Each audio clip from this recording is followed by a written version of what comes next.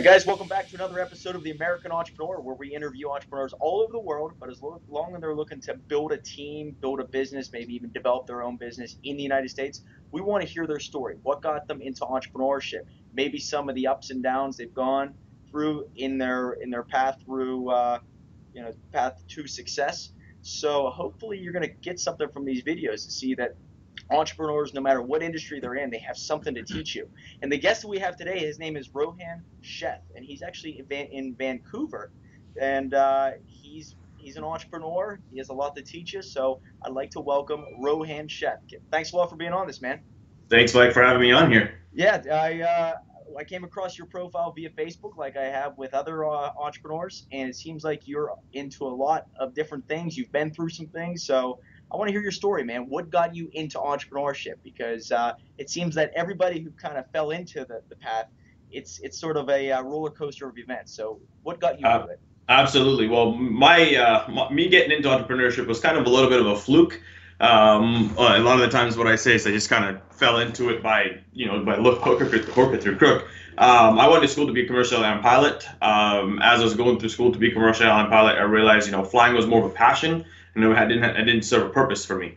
So I kind of realized that, okay, I could do this, and it's something that I've wanted to do since I was 2 years old, but I didn't see myself becoming a pilot and, flying for an airline and, waking up and traveling 14 days out of the month and all that good stuff. Even though I love traveling, I knew it would ruin that passion. So what I realized was, okay, I need to get out of this. And I looked it up and I was like, okay, what are some other careers that I can go into that will make just as good money as being a pilot? Because we all know pilots make damn good money these days. Yeah.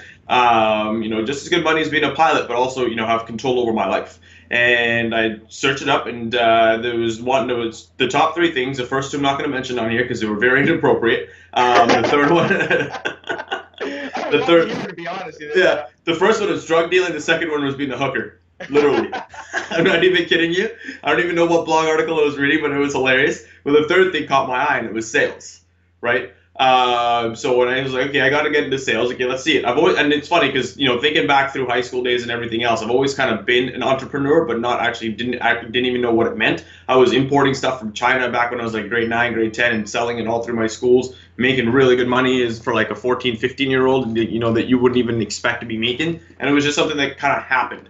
I got into sales. I got into door-to-door sales actually in about 9 years ago. Now we're coming up on door-to-door. I've been in door-to-door. It's a tough business, but it teaches you so much.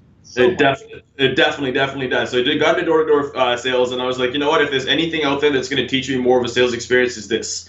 So I took on the job, and I initially failed at it, absolutely horrendously failed at it. 3 weeks in, didn't even have one sale, almost got fired from my job. Boss came to me and goes, I'm going to give you a couple of days. You got to figure your shit out, get a sale, or else I got to get rid of you. What were you selling? At that point I was selling, this is when the deregulated gas was becoming this big thing. Yeah, electricity and gas, I got you, okay. Yeah, electricity and gas. I was selling deregulated gas and just coming to BC, and I was just working for a company that was selling that, As soon as I kind of got that fire under my ass saying I was going to be fired, and I'm the kind of guy that I do not give up on anything, so I'm very, very, persistent in that way. I made sure I got this sale to keep myself, buy me another week at the job, kept doing what I needed to do to buy myself time. Eventually, it came to a point where I was one of the top performers in the company.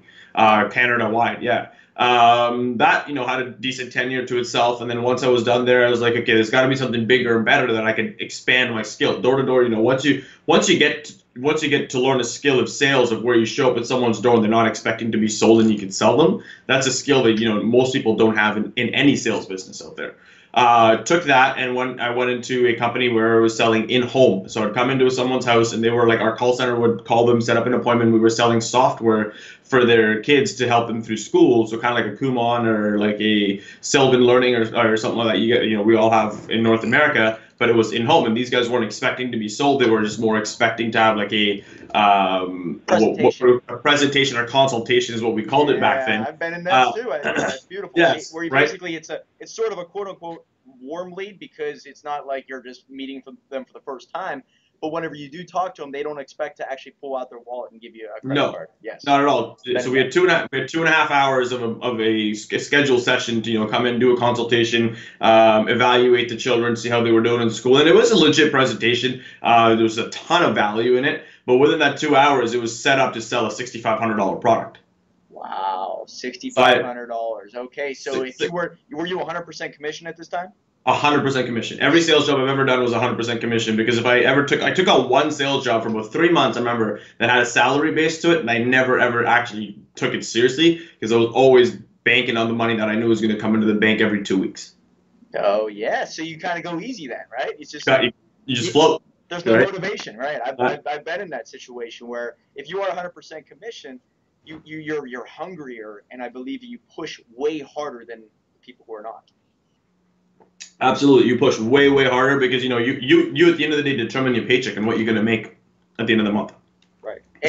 And I guess every lead pretty much is basically the exact same. It's not like you can get a warmer lead than the other salesperson that's on your force, where it's not like there's the career company politics that's being played from salesmen that are in the company a little longer than you are, basically. Yeah, not at all. I came in. It's funny because I came in about 2.5 years into the company, and they had already had a very strong sales team. So I was already coming in as an underdog, and coming in to prove myself. In the first month there, I was top 3 in sales. I was one of the first few people that, with the first day out, like I had the script for it somewhere because we had to memorize a full script. It's like a 42-page script that we had to word for word memorize before we went out, and we could actually make it our own. And I came in as an underdog. It was one of my very first sale. I sold them, and then from there, it was just building the value, building the presentations, and it literally, like you said, there was never a lead that was never different. Because yes, every family situation may have been different, but as long as you understood how to pertain the value and give the value so that they saw the product that we were offering, you would sell them. Whether they were multimillionaires or whether they were just about putting food on the table. At the end of the day, everybody wants the number one thing, and that's the best for the children. So that's kind of how we had to tailor the pitch based around that, and did very well at 22. Did you believe in the product? I believed in the product 100%. Very good. 100. That's a big piece to entrepreneurship and in sales. As long as you believe in what you're selling, I think. Really yeah, it's funny because I believed in that product more than I believed in the product when I was selling door-to-door sales. But it is what it is, Yeah. We all learn somewhere somehow. So yeah, I did believe in the product phenomenally and had a phenomenal tenure with that company. Did really well for 22 years at 21, 22 when I was working for them, making multiple 6 figures at that point in time. And yeah, and at that time, kind of, it came to a point again where I was just like, I always want to learn, and I'm always kind of seeing, okay, what can I do to take my skill to another level? And I knew at this point, mentally, I was just like, okay, I could go and do probably like some higher end corporate sales or software sales, or go and maybe even do like timeshares, because obviously that's another whole gig of sales. But then I realized that I would still be in that, you work from the 1st to the 31st, and then you start over at the 1st every single month. It's just kind of like real estate or whatever, any sales gig. And I was like, hey, there's got to be something else, a sales that comes from it that that is another level to it. And I realized that marketing was what it was, because when you're marketing not to the one person, you're marketing to the masses, and you're getting them to understand what your product is all about, and then building a story, building a sales letter, all of that stuff, building a funnel to sell them your product. Started studying marketing, started reading a ton of books and everything else, and realized digital marketing was this big platform that was just coming out as a career, as a profession, whatever you want to call it. And I started investing a ton. I remember the very first course that I invested in was $5,000 for a mastermind that I had to fly to. I literally flew to LA for 3 days to learn from some of the biggest marketers at that point in time. And this is going back like 2006, 2007. Wow. And how old are you right now? I'm 27. 27. Wow, man, yeah. You were young then doing this. You're 20. That had to be, what is that, 2007? So you're talking. So 2008. 2008. No, 2008. Let me figure out the numbers here. So I'm 27 now. Let's rewind. 2008 is when I did door to door. 2009, 2010 is when I did the in-home. So 2011 is when I would have done. Is when it started. Yeah, 2011. 22 years old. You put down $5,000 to go out to LA. $5,000. I was the youngest kid in the entire room. I was the youngest kid in the entire room. 2011. Good for you. That's awesome. Yeah. So flew out. Showed up there. Once again, the youngest kid in the room. Every single time I end up somewhere, the one thing I've always realized is if you're the youngest and the dummest in the room, you're doing something right. Napoleon Hill's talked about that. There are multiple mentors. If you're the smartest person in the room, you're doing something wrong. Completely wrong. And I loved it. And I showed up there, learned the traffic strategies, and did something that I always understood, because when you come from a door-to-door background, traffic is the number one thing. And this was a traffic mastermind that I put myself into for $5,000. and law of averages, everything else that I'd learned over the years came into marketing, and I was like, wow, this is revolutionary in my mind at that point in time. And came back and kind of just started learning, putting more and more efforts, doing some affiliate work by myself. And while I was getting good success with digital marketing, I was still working for the sales company. One thing led to another. I had small companies, like just family friend companies, just ask me, what should I do with Facebook ads, or what should I do with Google ads, and started to realize that, okay, there's a market for consulting with businesses with what I know.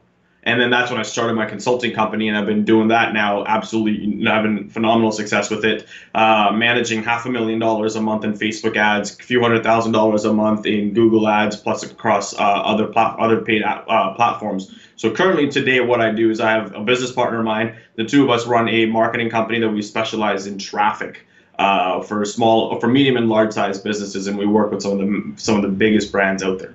And so you work with, you said Facebook, Instagram, Twitter, all the social media sites. Is that how you? Everything, yeah. Facebook's majority right now, because Facebook is the mecca in a lot of people's eyes, for marketing and the way that the databases and everything that they have. So we do a ton of it on there. But we've spent, like I said, about $500,000 a month, give or take, per month. Majority of the times is more than $500,000 on Facebook ads. Google ads, we're spending a few $100,000. Instagram, Twitter, LinkedIn, you name it. Outbrain, Taboola, anything within the paid platform of traffic on the internet, we're spending a ton of money on it right now. Okay, so depending on the business that you deal with, you figure out a best strategy, right? It's Absolutely. If it's I guess if it's a corporation that's looking to hire somebody, you're obviously going to spend a lot of money in paid advertising in LinkedIn, right? Absolutely. And then Absolutely. so let's just say it's a medium-sized business that's trying to promote a product, not a service. Do you just do Facebook and you target ads in that zip code? Is that majority of the time? Yeah, even with corporations, a lot of the times right now, Facebook is converting really, really well. So we are doing like a 60-40 split or 70-30 split on Facebook versus LinkedIn, because LinkedIn is pretty expensive for a lot of the medium-sized companies. But then when we get into a larger end corporations that we work with, they have the budgets, they have the deep pockets. So then we do 50-50 split. Or if they want to really go after LinkedIn and that's the thing that they want to do, then we'll spend majority of the budget on LinkedIn. Gotcha. So it's your job to figure out a strategy, present to them, and say, here's how much it's going to cost them. Absolutely. That's exactly it. And then how about, let's just say, media actually being the creative behind it all, where it's the videos and whatnot? Do you assemble a team? Who does that? So we've got a team of 11 guys that work for us right now. Everything from strategic marketers to copywriters to videographers. As a matter of fact, I've got a full-time videographer starting working for me in January. He's going to follow me around and kind of document everything, because I'm going to start a YouTube channel and start documenting everything that we've ever done. That's awesome. That's awesome. So yeah, we've got everything. So a lot of my passion and what I do with the company now is just sitting down with the client and figuring out a game plan that's going to have them the best success, whether it's a 6-month contract, 12-month contract, however they want to work with us, or if they just want to do something where you put together a plan and let's kind of game plan towards it and work towards it, and then I find out, we put together, if you want to, if they're, let's say, an e-commerce company that we work with, we'll say, if Facebook is going to be your platform. Now, within Facebook, let's reverse engineer a 12-month goal and say, okay, if we want to hit this in 12 months, what do we need to do in month 11, 10, 9, 8, and then kind of work all the way backwards, and then we put that full plan together, and then my team goes and executes on it. And that's what I've realized with it. I did a lot of work with small businesses. Now, It seems like with advertising in general, it takes a long time. Now, the patience that a business owner needs in order to see an actual result from advertising on social media, they're going to need a lot of it. So is it difficult to explain to them, hey, what you're looking for may take 2 years to see those results? So it almost comes off as, it's a difficult approach with these business owners, depending on the size of the business, to say, hey, you're going to have to do this consistently, religiously for 2 years straight, and that's when you're going to see the results. Is that a difficult sell, or do you see results much faster than ever expected? Well, every client's different. If I've run into situations where it's going to take 12 to 24 months sometimes to see based on the marketing plan we put together. However, if we're going for something like a direct response marketing plan, the goal is to get them a result within 90 to 120 days. Whether we're just breaking even or something that they know they're seeing an ROI coming back on it, and then we just got to figure out the scale and go from it. Every conversation is different. So yes, I've had that conversation, and and to any business owner, it is difficult to realize you're investing this kind of money with no guaranteed results, because it's marketing at the end of the day. Right. However, the goal is to get you guaranteed results. To meet with the clients, do you meet via Skype? Do you meet in person? Do you focus on a certain area? Are you all over the map? Are you all over the world? I've got clients all over the world. I've got Wow. clients in Canada, United States, UK, Australia, Asia, United Kingdom, all over, literally all. I guess yeah, I already said UK, all over the world. And you know, depending on the style and what we're doing for the client, majority of the time interactions usually Skype because that's the easiest way to communicate today. Just like you and I are communicating right now, and it's it feels like you're sitting across the table from someone. Exactly. But sometimes it does take me getting on a flight and getting over to the other part of the world or getting over the pond and go talking to them in person because sometimes the client just wants that handshake deal where they say, okay, let's meet in person and shake on it like true old gentlemen. Exactly. Now, how do Yeah. you find your clients? Is it more word of mouth? Are you cold calling? Is it some of the things you're doing with SEO and your own Facebook advertising that's finding these people, or let me just say, maybe them finding you? Funny enough, our marketing style is a little bit different than most other smaller boutique agencies. A lot of what we've done over the years, LinkedIn was one of our biggest heavy hitters that got us going. Reaching out and doing a full blown LinkedIn strategy that kind of helped us get us on our feet. But today it's literally 99% referrals. Wow. And I've noticed that with all small businesses since I've been working with them about Uh, 8.5 years. It seems like any business that actually gets going, it all comes back to word of mouth rather than yeah. TV advertising, which I've spent a lot of money on and wasted, and radio advertising, even social media to a point.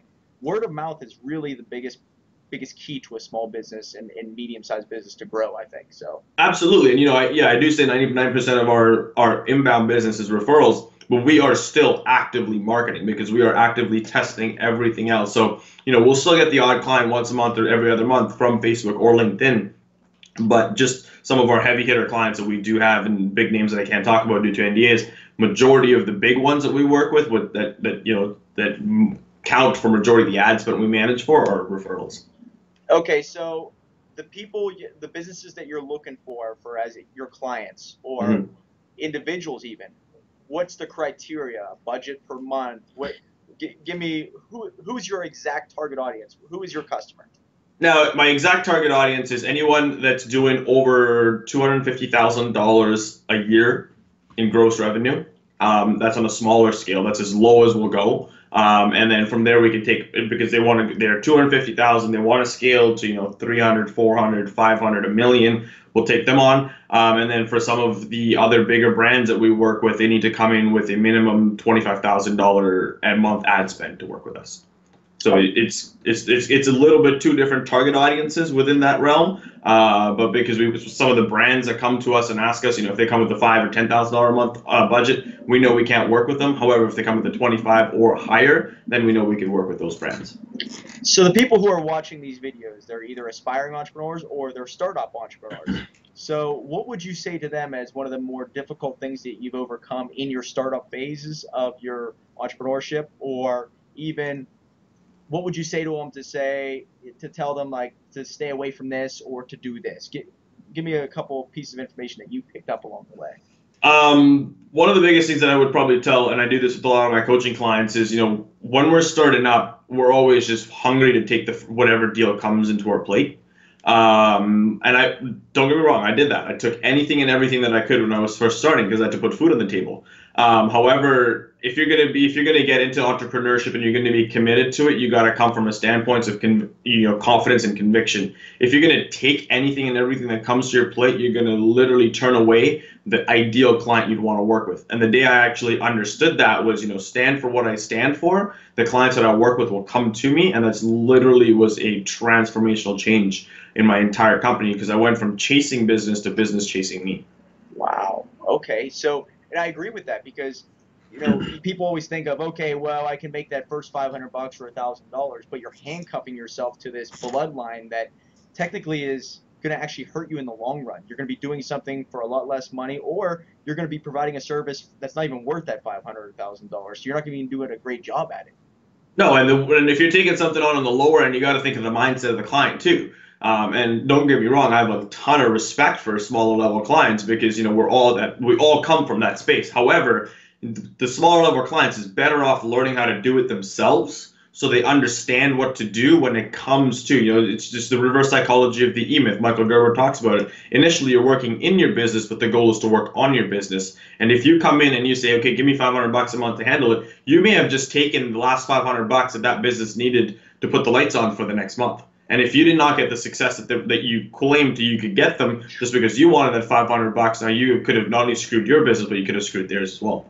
Ooh, that's a good way to put it. Yeah, it's tough to think from that angle where it's basically you're always just trying to provide a great value, great service, but the different price points you set, people you go after, that could be something that is so important to them that if you do screw up, or let's just say it takes a little, maybe you don't even screw up, it just takes a little longer than expected, you look like the bad guy, and guess what? 2 people are now hurt, which now you're not getting the word of mouth advertising that you really want. No, and if you really wanted to help them, and it's $500, help them for free, and then I can guarantee you they'll know someone that is your ideal client that they'll refer you to. Very good. I like that. Right, like there's still today's day and age, like I still have a ton of people that will reach out to me and say, hey, can you take us on? And I look at them as a company and I say, there's no way, I would just internally to my integrity, I would not be able to take them on, because I know if I did, and it took, like you said, it took, if they were expecting results in 60, but it took 120 days, I know I don't have an extra 60 days in the back end of that. I would rather say, hey, listen, I'll give you an hour's worth of my time. Let's jump on Skype. I'll put together a plan. Go do this. You can learn how to run a Facebook ad to its basic aspect, not the way we do it, but to its basic aspect to get you enough results by yourself on youtube.com. Go learn how to do that, put this plan together, and then once you have a little bit of success and you've got a little bit more gross income or net income that you can justify spending on an agency, then we can have that conversation. And if you come from that, because now what you've done is you've done it through value, you've done it through giving back. 99% of the time, if any other agency down the road tries to approach them, they're never gonna want to work with them. They're always gonna want to come back with you because you were the ones that provided it. Exactly. And I do that probably at least a couple times a week still. Yeah, it's something that's a difficult lesson to learn early on, but you have to give so much more value than you ever expect before you could even ask for $1. I always think that.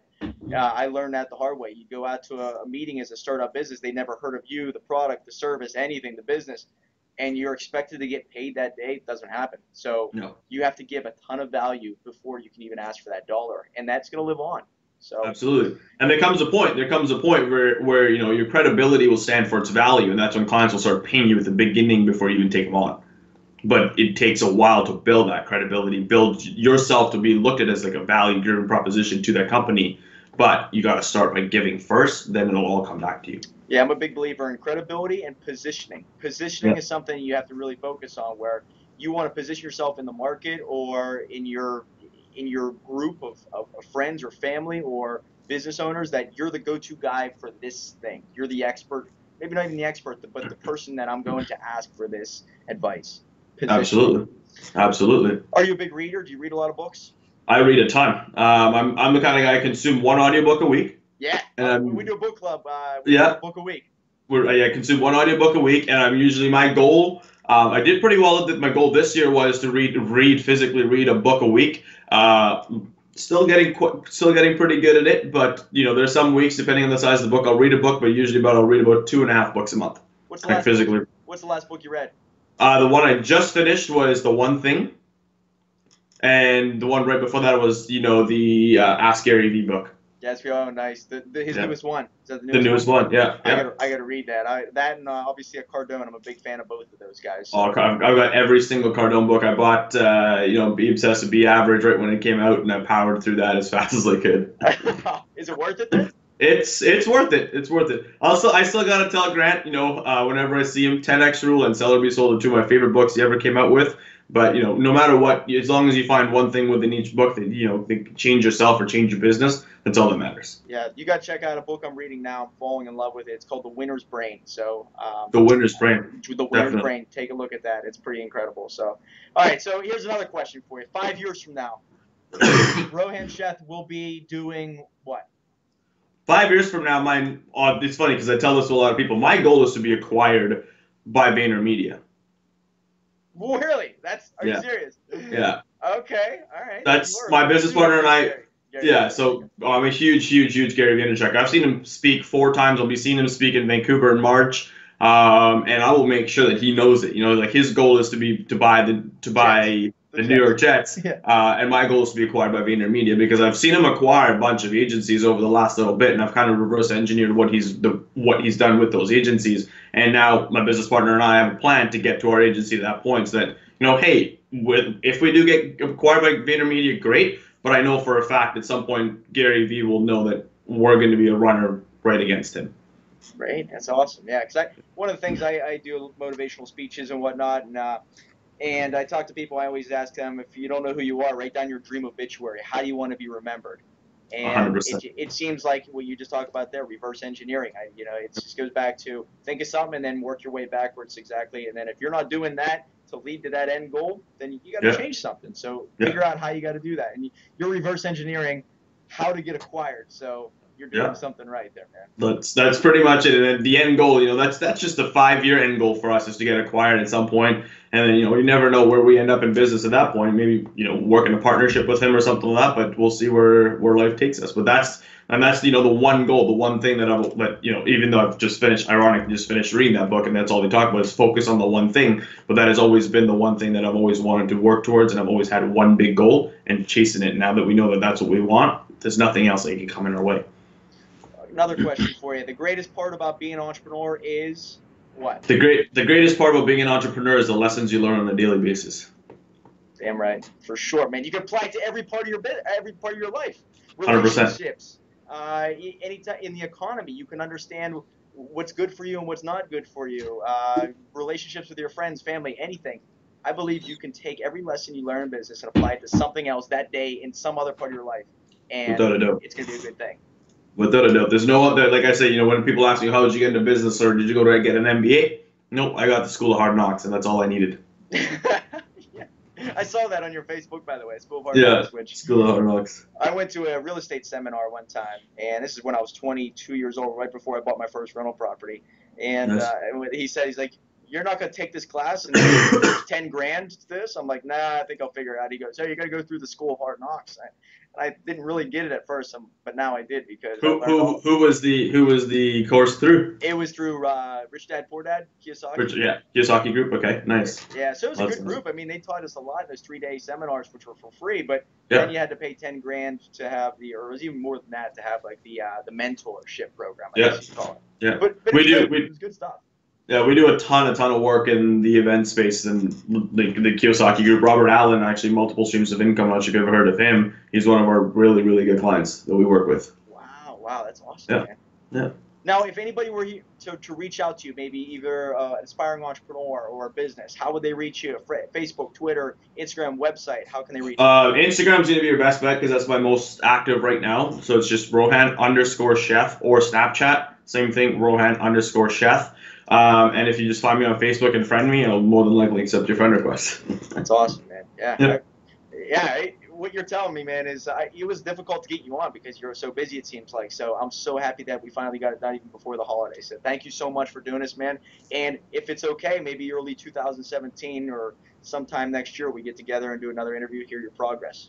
Definitely. Let's do, maybe we can do it I'll be traveling and speaking all of January and into February, but middle of February, once I'm back in Vancouver, we definitely can jump back on this for sure. Beautiful. That works, man. And you seem like a hell of a guy who knows his stuff, so I'll be contacting you afterwards regardless, man, okay? Let's do it. Cool, man. Well, thanks, guys, for tuning in to another episode of The American Entrepreneur, where we interview entrepreneurs all over the world. So if you have a story to tell, and maybe you have something you've learned along the way that others can take with them in their own journey, we want to hear it. Remember, guys, The American Entrepreneur will always create more. Thanks, guys.